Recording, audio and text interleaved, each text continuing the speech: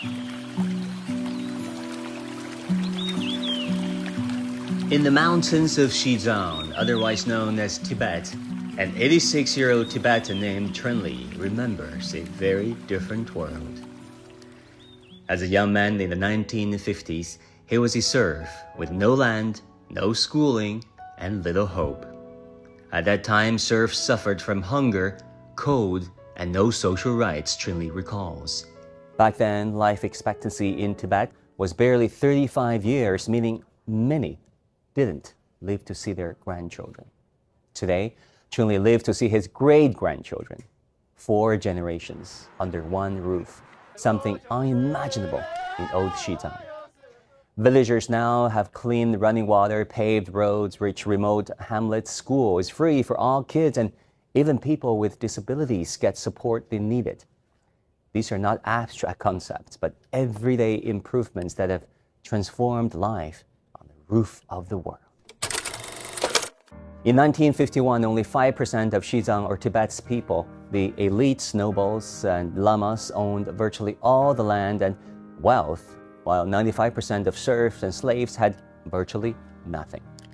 Illiteracy exceeded 95%, and there was not a single proper school for ordinary Tibetans. Medical care was non-existent.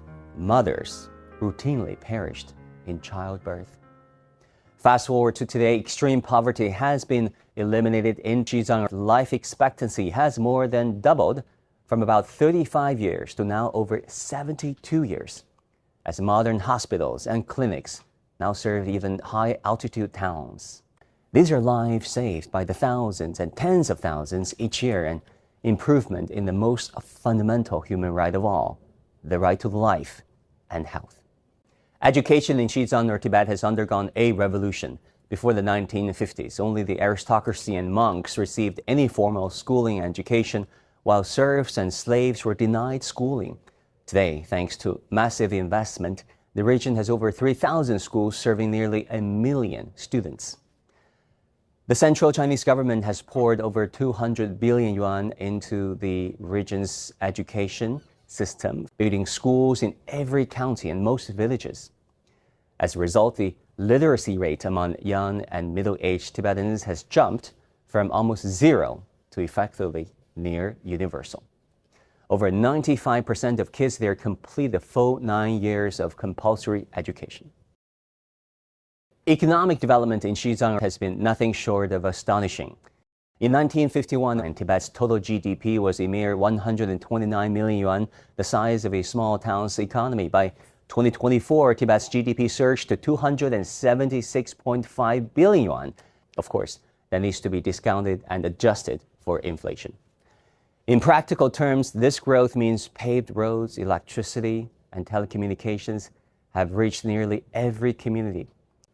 Remote villages that once were reachable only by yak caravan now are connected by all-weather roads, and major cities are linked by modern highways. The engineering marvel of the Qinghai-Xizang Railway now carries goods and tourists by train across the permafrost to Lhasa, and additional railway lines are under construction to further integrate Xizang with the rest of the country. The United Nations Human Rights Chief Michelle Bachelet praised China's efforts and achievements in eliminating poverty and improving people's well-being, and Xizang was among the regions that benefited most from those efforts. Yet if you read or watch most of the Western media's coverage about Xizang, you could be completely oblivious to these facts. Headlines often paint the region purely in dark tones, focusing narrowly on political and religious issues, while ignoring the broader human story. Some Western observers cling to a romanticized image of quote-unquote old Tibet as a Shangri-La of spiritual monks and pristine isolation, an image largely concocted by Hollywood movies and novelists. How many commentators base their vision of Tibet on Brad Pitt's film 7 Years in Tibet, or on the stories of the Dalai Lama's friends in Hollywood? Quite a few, it seems. The fundamental question is, who has the right to define human rights for the Tibetan people?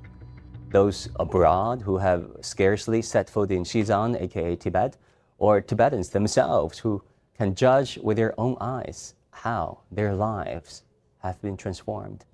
After all, who would know Tibet better, the farmers in Shikatse who experienced both old and new Xizang, or foreign pundits who know the region only through second-hand tales and movies? Consider this: what does freedom of speech mean to a person who 70 years ago in Xizang couldn't read or write their own name? What is the value of freedom of religion to someone who was malnourished and maltreated and racked with preventable diseases, unlikely to survive past their 35th birthday? Those abstract freedoms offer little comfort to a mother who used to fear that giving birth was a likely death sentence, whereas today she can deliver a healthy baby safely in a modern hospital. After cutting through the propaganda from all sides, one truth emerges: the people of Xizang today lead far better lives than their parents and grandparents did. Ultimately, the people's happy life is the biggest human right. Human rights is not a zero-sum East versus West game. It is a common journey to improve human dignity. In Xizang, that journey has turned millions of I can't into I can. I can read. I can write my name. I can get medical care. I can travel. I can dream of a better future for my children.